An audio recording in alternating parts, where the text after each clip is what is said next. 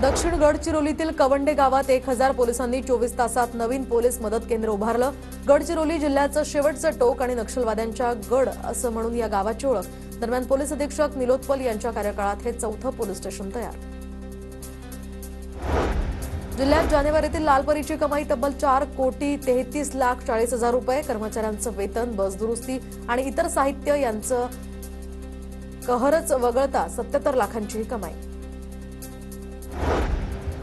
सोलापूर जिल्ह्यातील केम या ठिकाणी कुस्ती स्पर्धांचं आयोजन। तर श्री उत्तरेश्वर महाराज यात्रेनिमित्त 200 कुस्त्यांचं आयोजन।